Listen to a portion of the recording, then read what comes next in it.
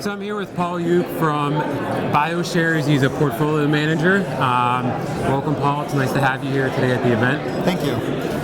So why don't you tell me a little bit about BioShares? Sure. BioShares are really two different biotechnology ETFs. So as you may know, biotech has been one of the best performing sectors over the past 5 years. And when we looked at the ETFs in the market, we wanted to do things a little bit differently. So our firm, called LifeSci Partners, we have around 25 employees, all focused on healthcare and biotech. We have 7 PhDs on our staff.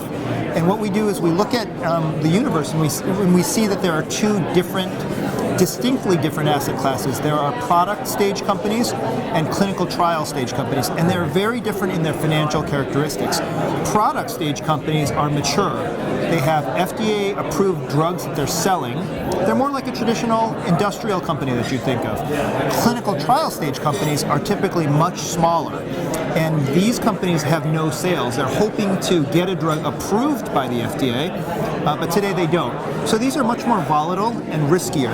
We are the only ones who take these two groups of stocks and split them up into different baskets. So the product companies go into the BBP, which we believe makes a lower risk, lower volatility biotech ETF. Still has the revenue growth of biotech, but in a lower risk form.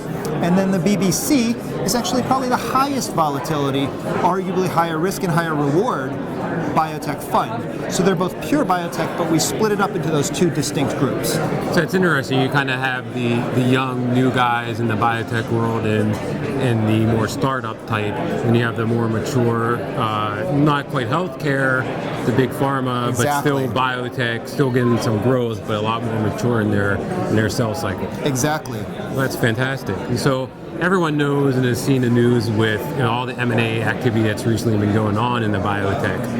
What's really driving a lot of that? Do you have any insight in that, why that's happening now? How that's going to continue? Yeah. So a lot of the innovation in medical research and biotechnology research is coming from this group of entrepreneurial companies. And the big pharma companies, globally really, Europe, Japan, and the US, they're a little bit starved for product. So a lot of their drugs are going off of patent. And we talk about a patent cliff. And what happens is a drug typically has around 17 years of patent protection. When that patent falls, drug sales fall off pretty quickly because generic companies make copies. So they really need to fill up their product pipelines and also acquire new products. And that's really what we're seeing happening, is these big pharma companies need to buy innovation. So they're kind of building in their inventory, right? They've sold out of their current inventory. It's gone off patent.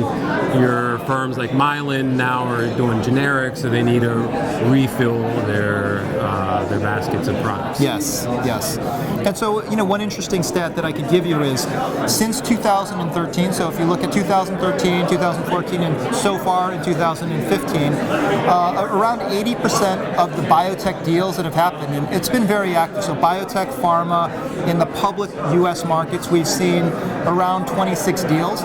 Just over 80% of those have been for product stage companies. These are the companies that already have FDA-approved drugs, and the balance, of course, have been for clinical trial stage companies. That's really interesting. So do you see growth more internationally now going forward? Do you see, is there a lot that's happened in the U.S. that's going to continue, or do you see more of those type of deals going in more your developed international space? Well, we are seeing a lot of interesting companies outside of the U.S., but really the vast majority of the innovation and of the company formations and today's market cap is in the U.S. So we're going to see most of it in the U.S. Fantastic. Well, I really appreciate you talking. It was nice having you to the event. Thanks, Chris. Appreciate it.